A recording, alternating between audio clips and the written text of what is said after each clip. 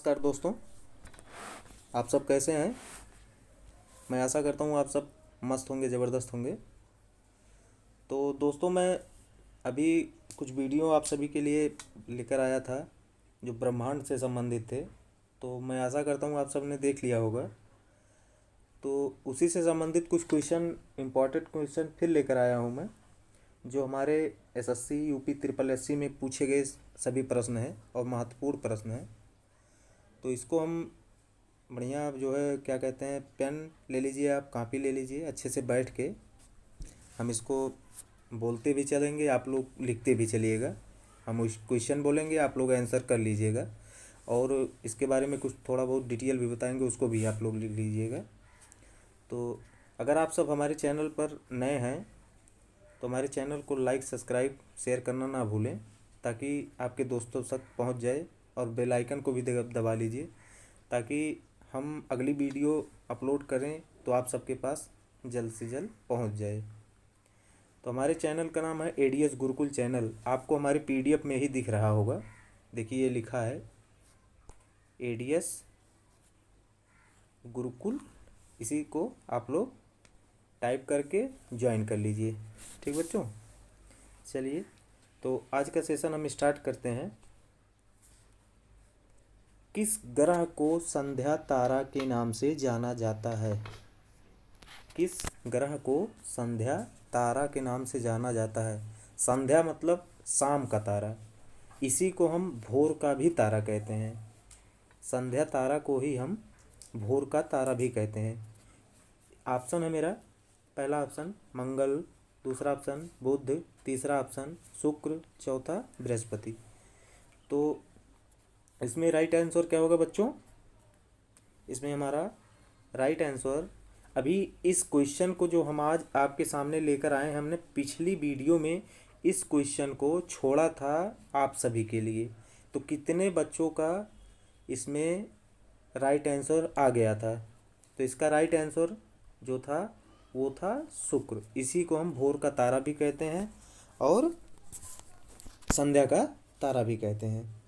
तो चलिए, ये जो है शाम के टाइम पश्चिम दिशा में दिखाई पड़ता है और सुबह के समय पूरब दिशा में दिखाई देता है।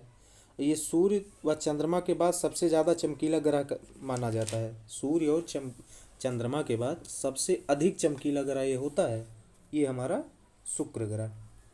तो चलिए बच्चों, आगे देखते हैं दूसरा क्वेश्चन। निम्नलिखित में से वह ग्रह कौन सा है जो रात को आकाश में लाल दिखाई देता है? निम्नलिखित में वह ग्रह कौन सा है जो रात को आकाश में लाल दिखाई देता है? ऑप्शन मेरा है, पहला ऑप्शन बृहस्पति, दूसरा शनि, तीसरा मंगल, चौथा बुध। तो राइट आंसर बच्चों, जवाब दीजिए। इसका राइट आंसर क्या होगा? निम्नलिखित में वह कौन सा ग्रह है जो रात को आकाश में लाल दिखाई देता है? ऑप्शन हमारा है पहला बृहस्पति, शनि, मंगल, बुध। तो इसका राइट आंसर क्या होगा बच्चों? मंगल। ये लाल क्यों दिखाई देता है? इसकी जो परत है, सतही जमीन, वो सारी लाल है। और इसको जो है, इसमें दो ग्रह और होते हैं। एक होता है फोबोस,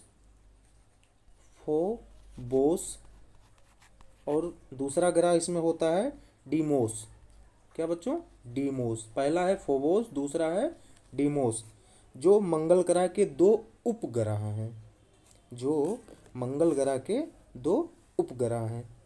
मंगल की ये सतही लाल होने के कारण इसको हम लाल ग्रह कहते हैं। ठीक बच्चों, चलिए आगे देखते हैं हम। सूर्य ताप का पृथ्वी पर आसमान वितरण मुख्यतः किसके कारण होता है?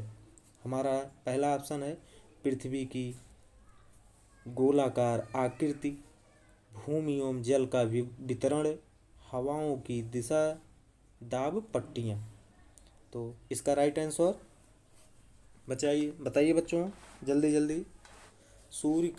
सूर्य ताप का पृथ्वी पर आसमान वितरण मुख्यतः किसके कारण होता है? इसका राइट आंसर पृथ्वी की गोलाकार आकृति, पृथ्वी की गोलाकार आकृति, ये हमारा राइट आंसर है।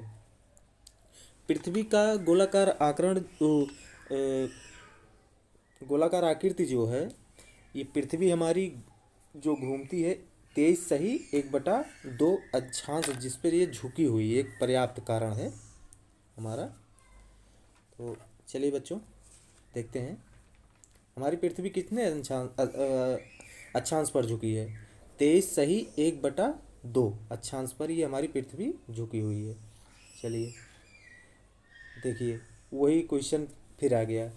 पृथ्वी की किस अक्षांश रेखा पर सबसे लंबे दिन को सूर्य का प्रकाश 24 घंटे उपलब्ध रहता है? पृथ्वी की किस अक्षांश रेखा पर सबसे लंबे दिन को सूर्य का प्रकाश 24 घंटे उपलब्ध रहता है? हमारा ऑप्शन है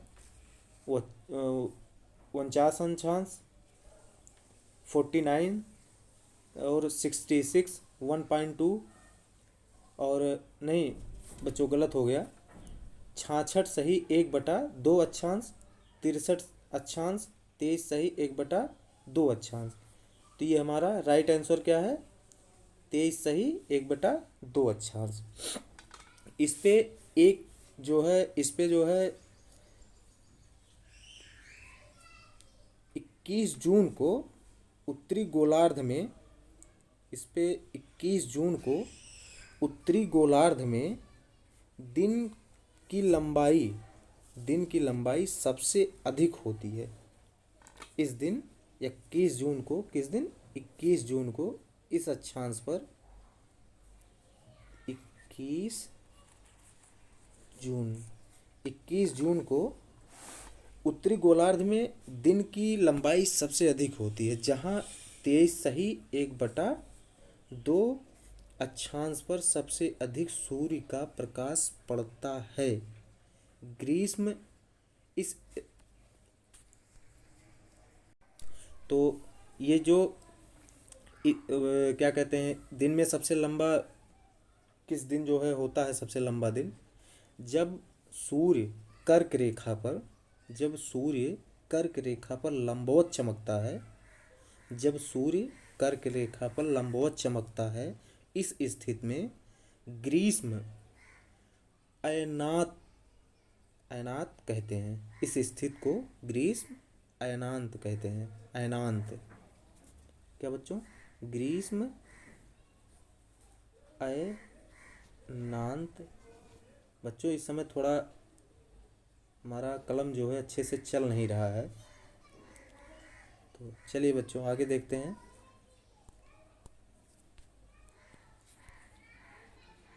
जब सूर्य पृथ्वी की दूरी अधिकतम होती है तो इसे क्या कहते हैं? जब सूर्य से पृथ्वी की दूरी अधिकतम होती है तो इसे क्या कहते हैं? हमारा राइट पहला आंसर है अपसौर, उपसौर, विश्व, नक्षत्र। तो ये कब होता है? अपसौर। क्या होता है बच्चों? अपसौर। ये हमारा राइट आंसर है। ये कब होता है? सूर्य से पृथ्वी की दूरी अधिकतम कब होती है? ये होती है 4 जुलाई को। कब होती है बच्चों? 4 जुलाई को। इसी दिन हमारा सूर्य से पृथ्वी की दूरी अधिकतम पाई जाती है, इसी दिन। चलिए बच्चों आगे देखते हैं हम। निम्नलिखित में से सबसे ठंडा ग्रह कौन सा है? निम्नलिखित में से सबसे ठंडा ग्रह कौन सा है? हमारा पहला ऑप्शन है मंगल, पृथ्वी, प्लूटो, बुध। कुछ बच्चों को तो ये क्वेश्चन पता ही होगा आंसर इस क्वेश्चन का। तो इसका राइट आंसर क्या है बच्चों? प्लूटो। क्या है? प्लूटो। और ये प्लूटो जो है सूर्य से सबसे अधिक, काफ़ी अधिक दूरी पर यह ग्रह पाई जाती है। अब वर्तमान समय में प्लूटो ग्रह को ग्रहों की श्रेणी से ही इसको बाहर कर दिया गया है। ग्रहों की श्रेणी से इसको बाहर कर दिया गया है। सबसे ठंडा ग्रह इस समय जो है वो नेपच्यून, अरुण, जिसको हम वरुण कहते हैं, जिसको हम वरुण के नाम से भी जानते हैं। नेपच्यून को वरुण के नाम से भी जानते हैं। वर्तमान में हमारा वरुण ही सबसे ठंडा ग्रह पाया जाता है। चलिए आगे देखते हैं। पृथ्वी से पश्चिम की ओर परिक्रमण करने वाले ग्रह का नाम है। पृथ्वी से पश्चिम की ओर परिक्रमण करने वाले ग्रह का नाम है।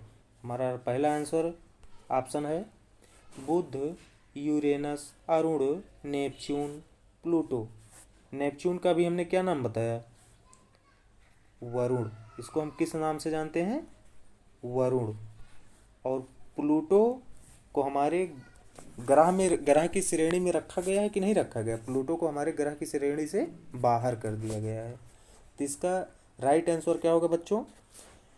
पृथ्वी से पश्चिम की ओर परिक्रमण करने वाले ग्रह का नाम है।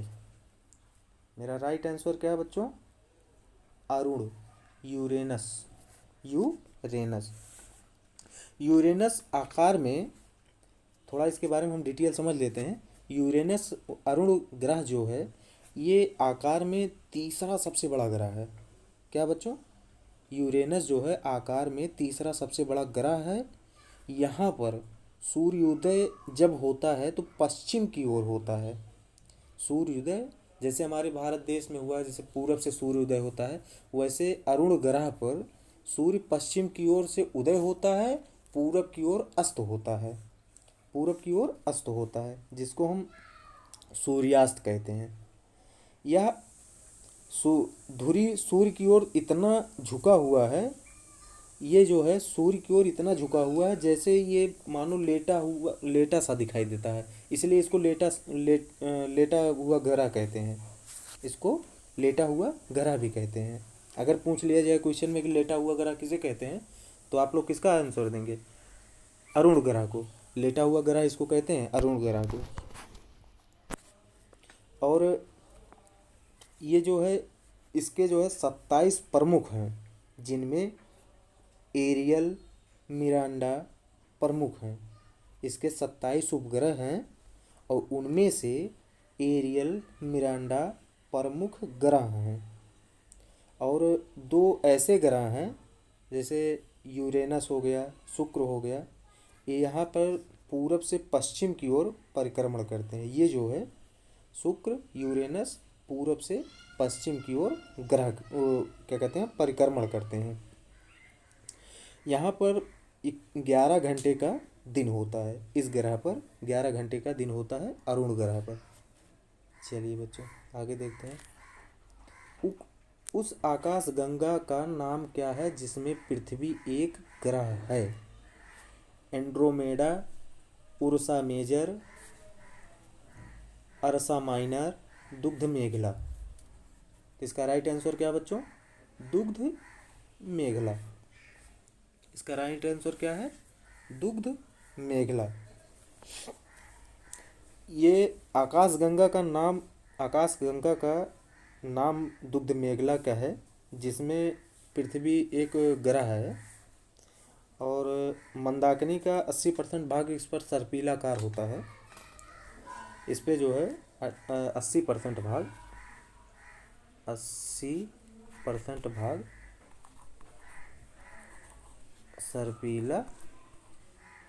सर्पिलाकार पाया जाता है, 80% भाग। चलिए बच्चों आगे देखते हैं। निम्नलिखित में से कौन सा बौना ग्रह है? बौना ग्रह। पहला option Neptune, Titan, Eris, Hydra. क्या है? Eris, Hydra. इसका ऑप्शन है सर राइट आंसर नेपच्यून। क्या है बच्चों? नेपच्यून। हम वर्तमान में आधिकारिक तौर पर जैसे जो माना गया है, हम वर्तमान में जो है हमारे पास 5 बौने ग्रह हैं। कितने हैं? 5 ऐसे बौने ग्रह हैं जिनका नाम है प्लूटो। लिखिएगा, पहला है बौने ग्रह 5 हैं। पहला लिखिएगा प्लूटो, हाउमेया, हाउमेया। तीसरा है सेरस, चौथा माँ के, माँ के, चौथा ऑप्शन क्या है, माँ के। पांचवा एरियस। वर्तमान में आधिकारिक रूप से 5 बौने ग्रह पाए जाते हैं। पहला है प्लूटो, दूसरा हाउमेया, तीसरा सेरस, चौथा मार्के, पांचवा एरियस। नेपच्यून हमारा एक ग्रह है, जबकि टाइटन और हाइड्रा, ये हमारे जो टाइटन और हाइड्रा हैं, टाइटन और हाइड्रा ये शनि एवं प्लूटो से संबंधित उपग्रह हैं। शनि से संबंधित उपग्रह हैं। क्या है बच्चों, उपग्रह, ये शनि से संबंधित उपग्रह हैं।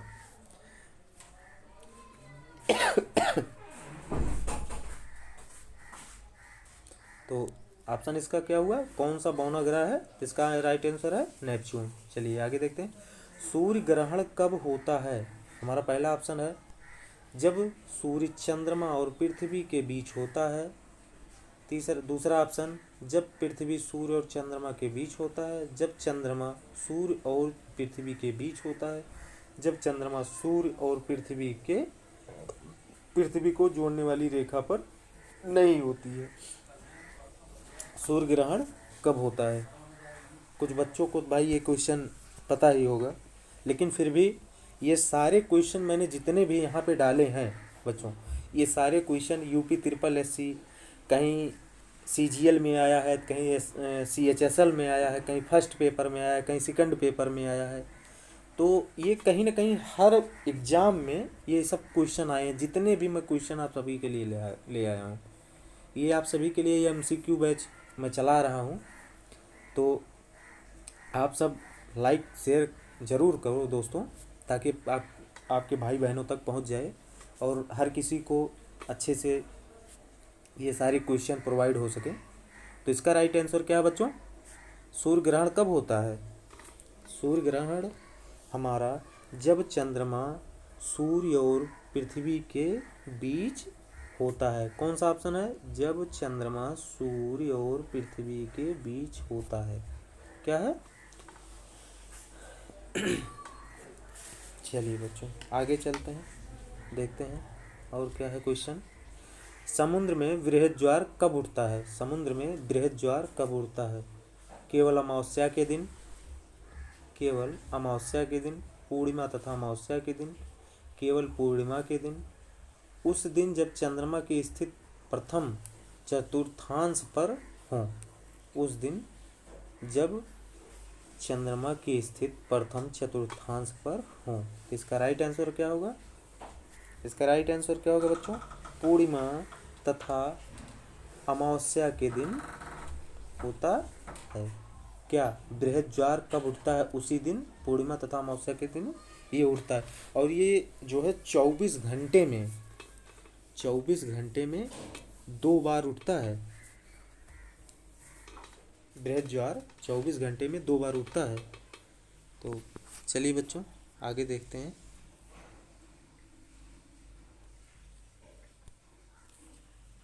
समुद्र के जल के दिन में 2 बार तालबद्ध उतार चढ़ाव। अब वही क्वेश्चन अभी जो मैंने पीछे किया, वही क्वेश्चन का आंसर, क्वेश्चन फिर आ गया, बस क्वेश्चन अलग तरीके से है इसमें। तो इसमें है समुद्र के जल के दिन में 2 बार तालबद्ध उतार चढ़ाव को क्या कहते हैं। तो आंसर क्या है इसका, इसको कहते हैं ज्वार भाटा या बृहद ज्वार। ये जो है दिन में 2 बार 12 घंटे 26 मिनट के बाद ये आता है। 24 घंटे में 2 बार जरूर आएगा ये।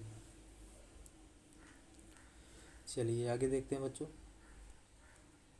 तो आप सब अच्छे से इसको देखिएगा, पूरी वीडियो फुल एकदम देख के चलिएगा, जाइएगा मत बच्चों को ही। विषुव शब्द किसका द्योतक है। विषुव शब्द किसका द्योतक है। पहला ऑप्शन है जिस पथ पर सूर्य के चारों ओर घूमती है। पृथ्वी का अर्थ जिसके चारों ओर वह घूमती है। जब दिन और रात बराबर होते हैं, वह समय जब ऐसा प्रतीत होता है कि सूर्य आर्कटिक प्रदेश में आकर आकाश में चक्कर काट रहे हैं। तो ऑप्शन आप सब बताइए बच्चों। पहला ऑप्शन दूसरा ऑप्शन, तीसरा ऑप्शन, चौथा ऑप्शन में कौन सा सही होगा? जब दिन और रात जब दिन और रात बराबर होते हैं। इसका राइट आंसर यही है बच्चों। इसको लिखते चलिएगा आप लोग। इसमें थोड़ा हम इसके बारे में जान लेते हैं। विषुव शब्द किसका द्योतक है? जब दिन और रात बराबर होते हैं कब होता है? 21 मार्च को 21 मार्च को 21 मार्च को बसंत विषु के समय तथा 23 सितंबर को शरद विषु के समय दोनों गोलार्धों में दिन रात बराबर होते हैं। क्या होते हैं? 21 मार्च और 23 मार्च को वसंत शरद ठंडी और गर्मी में 21 मार्च और 23 सितंबर को गोलार्ध में दिन और रात बराबर होते हैं। इसमें 12 घंटे का दिन और 12 घंटे की रात होती है। उत्तरी गोलार्ध में 21 मार्च को सूर्य उत्तरी गोलार्ध में प्रवेश करते समय 23 सितंबर को दक्षिणी गोलार्ध में प्रवेश करता है। 21 मार्च को उत्तरी गोलार्ध से सूर्य जो है प्रवेश करता है और 23 सितंबर को दक्षिण गोलार्ध में प्रवेश करते समय विषुवत रेखा पर पहुंच जाता है। इसी कारण से वहां पर 12 घंटे का दिन भी होता है और 12 घंटे का रात, दोनों बराबर होते हैं। चलिए आगे देखते हैं। दो देशांतर के बीच कितने मिनट का अंतराल होता है? पहला ऑप्शन है 2 मिनट, 4 मिनट, 6 मिनट, 8 मिनट। दो देशांतर के बीच कितने मिनट का अंतराल होता है? इसका राइट आंसर है 4 मिनट। क्या है? 4 मिनट। और ये जो है एक अक्षांश देशांतर पर समय में 4 मिनट की कमी आती है। इसके दाईं ओर जाते हैं तो प्रत्येक एक अक्षांश देशांतर पर ये जो है 4 मिनट की कमी आती है। और जब हम अपने दाहिने तरफ जाते हैं तो 4 मिनट की वृद्धि आती है। बाईं तरफ जाने पर एक अक्षांश देशांतर पर तो 4 मिनट की कमी आती है, लेकिन जब हम दाहिने तरफ जाते हैं तो 4 मिनट की वृद्धि आती है। इसका राइट आंसर 4 मिनट आप लगा लिए हैं। भूमध्य रेखा है। दूसरा क्वेश्चन, भूमध्य रेखा है। भूमध्य रेखा है वह रेखा जो उत्तर और दक्षिण को जोड़ती है। वह रेखा जो उत्तर और दक्षिण को जोड़ती है। काल्पनिक रेखा जो उत्तर और दक्षिण ध्रुव के मध्य में पृथ्वी के चारों ओर है। शनि के चारों ओर का घेरा, पृथ्वी के घूर्णन का अर्थ। इसका राइट आंसर क्या होगा बच्चों? इसका राइट आंसर हमारा बी वाला। काल्पनिक रेखा जो उत्तर और दक्षिण ध्रुव के मध्य में पृथ्वी के चारों ओर है, इसको हम भूमध्य रेखा का ये काल्पनिक रेखा है। इसको जानते हैं काल्पनिक रेखा के नाम से जानते हैं हम इसको, जो पृथ्वी को 2 बराबर गोलार्धों में बांटता है। इसी को हम विषुवत रेखा कहते हैं। इसी को हम विषुवत रेखा भी कहते हैं। चलिए आगे देखते हैं बच्चों। निम्नलिखित में से कौन से ग्रह को पृथ्वी का जुड़वा भी कहा जाता है? जुड़वा मतलब जुड़वा बहन किसको कहा जाता है? पहला ऑप्शन बुध, शुक्र, बृहस्पति, शनि। इसका राइट आंसर जुड़वा बहन शुक्र को कहा जाता है। यहाँ पर शुक्र पर जो है पृथ्वी के समान इसकी जो है आकार, आकृति और इसका सब कुछ जो है पृथ्वी के समान ही पाया जाता है। इसीलिए इसको जो है जुड़वा बहन, पृथ्वी का जुड़वा बहन कहिए या इसकी मतलब सगी बहन भी कही जाती है। इसको पृथ्वी को समान और इसको तो कुछ और भी कहते हैं। इसको हम संध्या का तारा, सांझ का तारा, भोर का तारा, ये सब भी इसी को कहा जाता है। पृथ्वी की जुड़वा बहन शुक्र, और शुक्र को संध्या का तारा भी कहते हैं, भोर का तारा भी कहते हैं, और सांझ का तारा भी कहते हैं। ठीक बच्चों, आगे देखते हैं। विश्व में कितने धरातल में पानी है? विश्व में कितने धरातल पर पानी है? तो इसमें ज़्यादा कुछ नहीं बताना है। 55%, 40%, 80%, 25%। तो इसका राइट आंसर हमारा बी, पृथ्वी पर जो है 70% जल का समावेश है पृथ्वी पर। चलिए आगे देखते हैं। मीठे पानी का सबसे बड़ा जलाशय कौन सा है? मीठे पानी का सबसे बड़ा जलाशय कौन सा है? ग्लेशियर, भौम जोन, तालाब, झीलें। इसका राइट आंसर क्या है? ग्लेशियर। क्या बच्चों? ग्लेशियर। ग्लेशियर हमारा सबसे बड़ा मीठे पानी का जलाशय है। और पृथ्वी पर जितने भी जल उपस्थित हैं, पृथ्वी पर जितने भी जल उपस्थित हैं उनका लगभग 97.3% जो है जल ये सागर में पाया जाता है। 97.3% जल जो है ये सागर में पाया जाता है। और जो जल केवल 2.8% जल ताज़ा जल है। हमारे पृथ्वी पर जितने भी जल है उसमें जो है 2.8% जल ताज़ा जल है। और पृथ्वी पर कुल ताजे जल की तीन चौथाई जल जो है वो ग्लेशियर के रूप में जमा हुआ है। और ग्लेशियर पर ताजे जल मीठे पानी के सबसे बड़ा स्रोत है ग्लेशियर पर। तो इसका दूसरा देखते हैं। निम्नलिखित में से कौन सी गैस पृथ्वी पर पराबैंगनी किरण को रोकती है? इसको तो आप लोग क्वेश्चन देखते ही आंसर आ गया होगा आप लोग को। Carbon monoxide, carbon dioxide, ozone, oxygen. क्या है? पराबैंगनी किरण को कौन रोकती है? ओजोन परत जो है ये पराबैंगनी किरण को रोकती है। ये कितनी ऊंचाई पर पाई जाती है? धरातल से समताप की जो औसत ऊंचाई है ओजोन परत की, ये 18 से 32 किलोमीटर ऊंचाई पर ये ओजोन परत 18 से 32 किलोमीटर की ऊंचाई पर ये पाई जाती है। और सूर्य से जो पराबैंगनी किरण निकलती है उससे पृथ्वी पर जीवन की सुरक्षा के लिए ओजोन परत वही हमारी सुरक्षा करती है। और आगे के क्वेश्चन देखते हैं। वायुमंडल में सबसे नीचे वाली परत पड़ता है उसका क्या नाम है? क्षोभ मंडल, बहिर्मंडल। एक मिनट बच्चों, पेन ले लें, चल नहीं रहा है। क्षोभ मंडल, बहिर्मंडल, आयन मंडल, समताप मंडल। तो इसका राइट आंसर क्या है बच्चों? इसका राइट आंसर है हमारा क्षोभ मंडल।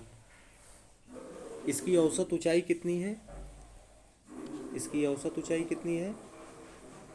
13 किलोमीटर। और ध्रुवों पर 8 किलोमीटर, विषुवत रेखा पर 18 किलोमीटर की ऊंचाई तक ये क्षोभ मंडल पाया जाता है। क्षोभ मंडल जो है सबसे निचली परत है। ठीक बच्चों, चलिए आगे देखते हैं। बेटा पेन मेरा चल नहीं रहा है सही से आज, पता नहीं क्यों, तो इसके लिए क्षमा मांगता हूँ, आप लोग नाराज मत होइएगा। चलिए आगे देखते हैं। वातावरण में नाइट्रोजन का प्रतिशत कितना है? वातावरण में नाइट्रोजन का प्रतिशत कितना है? ये तो आप सबको पहले से ही पता है। 0.94, 0.23, 78.03, 85.02। इसका राइट आंसर क्या है बच्चों? 78.03। चलिए और ये हमारी पृथ्वी पर 99% भाग जो केवल हैं गैस, उसमें सिर्फ इतना नाइट्रोजन ही पाया जाता है। और ऑक्सीजन जो पाया जाता है वो 20.95% ऑक्सीजन पाया जाता है। चलिए आगे बढ़ते हैं। पृथ्वी के वायुमंडल में पदों की कुल संख्या कितनी है? पृथ्वी के वायुमंडल में परतों की कुल संख्या कितनी है? ऑप्शन है 4, 5, 2, 3। इसका राइट आंसर 5। वायुमंडल में पदों की कुल संख्या 5 पाई जाती है, जो क्रमशः हैं। लिखिएगा, जो क्रमशः हैं। क्षोभ मंडल, पहला है क्षोभ मंडल, समताप मंडल, दूसरा है समताप मंडल, तीसरा है मध्य मंडल, चौथा आयन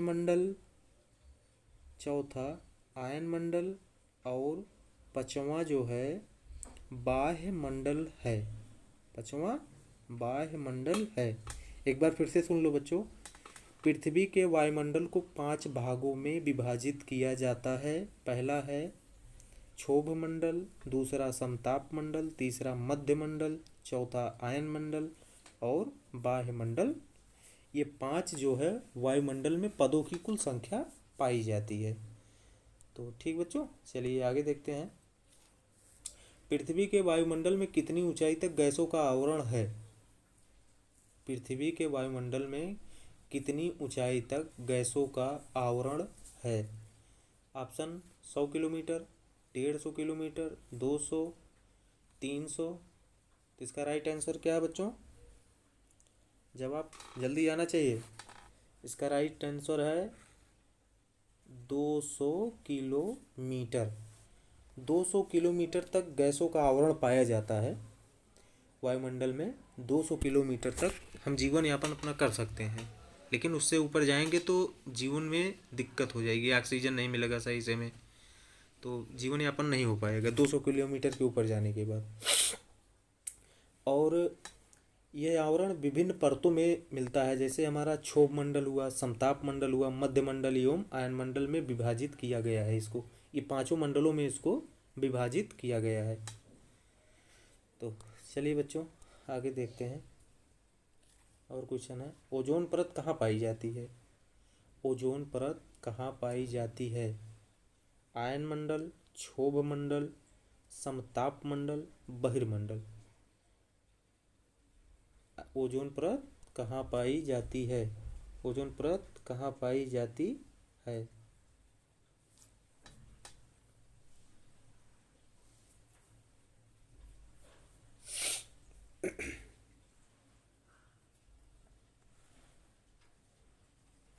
बहिर्मंडल में पाई जाती है ओजोन परत।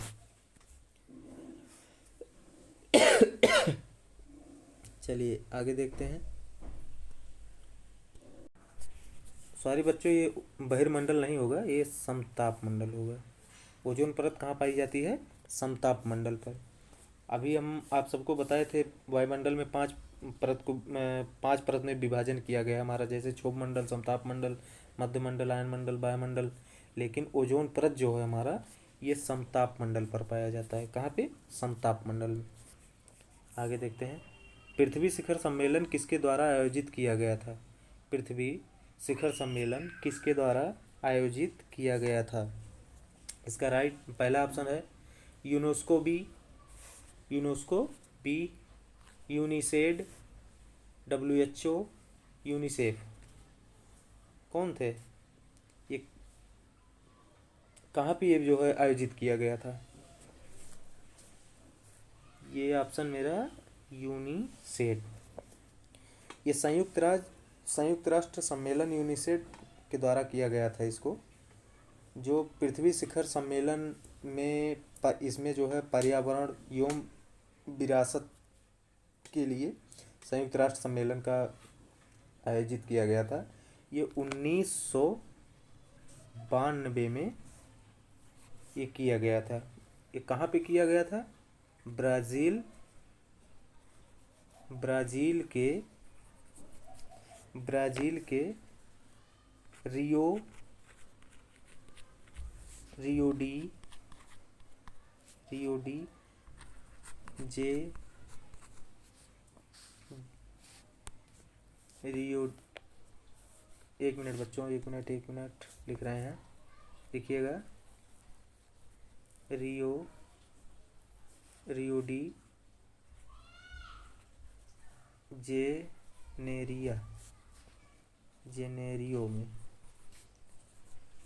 जेनेरियो में इसका आयोजन हुआ था।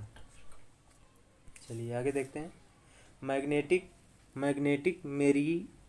मेरिडियन क्या है? मैग्नेटिक मेरिडियन क्या है? पृथ्वी की भूमध्य रेखा के समांतर। बी ऑप्शन अक्षांश, पृथ्वी के भौगोलिक उत्तर और दक्षिण को जोड़ने वाली रेखा। और पृथ्वी के मैग्नेटिक उत्तर और दक्षिण से गुजरने वाला क्षेत्र। इसका राइट आंसर क्या है? इसका राइट आंसर पृथ्वी के मैग्नेटिक उत्तर और दक्षिण से गुजरने वाला क्षेत्र। क्या है राइट आंसर? पृथ्वी के मैग्नेटिक उत्तर और दक्षिण से गुजरने वाला क्षेत्र। चलिए आगे देखते हैं। वायुमंडल में दैनिक मौसम परिवर्तन निम्नलिखित में से किसके कारण होता है? वायुमंडल में दैनिक मौसम परिवर्तन निम्नलिखित में से किसके कारण होता है? पहला ऑप्शन क्षोभ मंडल, मध्य मंडल, आयन मंडल, समताप मंडल। किसके कारण होता है? क्षोभ मंडल। किसके कारण? क्षोभ मंडल। तो इसका राइट आंसर बच्चों क्षोभ मंडल।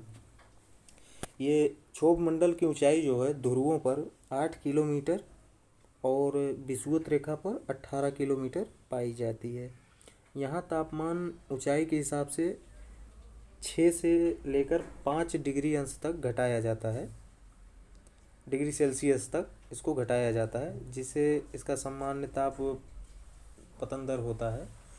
और वायुमंडल में होने वाले मौसमी जो गतिविधियाँ होती हैं क्षोभ मंडल में ही पाई जाती हैं। कहाँ पर? क्षोभ मंडल में। तो चलिए बच्चों आगे देखते हैं। बच्चों बस आज के लिए इतना ही क्वेश्चन। तो बच्चों आप सब अगर चैनल पे नए हैं, मेरे वीडियो को अगर आप लोग को मैं आशा करता हूँ पसंद आया होगा, तो लाइक शेयर करना ना भूलें, ताकि आप सभी को बेल आइकन भी दबा दें, ताकि आप सभी को जल्द वीडियो तुरंत मिल जाए। और मेरा टेलीग्राम चैनल है ADS गुरुकुल। यहाँ पे आप सभी को हर PDF पे आप सभी को दिख रहा होगा, हर पेज पे लिखा है ADS गुरुकुल। ये हमारे टेलीग्राम चैनल का नाम है। आप सब कुल मैं डिस्क्रिप्शन बॉक्स में लिंक दे दूँगा, जाके आप सब वहाँ से ज्वाइन करें। इसका जितना भी PDF है मैं टेलीग्राम पर प्रोवाइड कर दूँगा, उस पर डाल दूँगा, तो आप सब वहाँ से जाके डाउनलोड कर लीजिएगा। तो बच्चों आज का सेशन आप सभी को कैसा लगा, इसको आप सब लाइक के ज़रिए बता सकते हैं। तो ठीक है बच्चों, नमस्कार, जय हिंद मेरे प्यारे साथियों।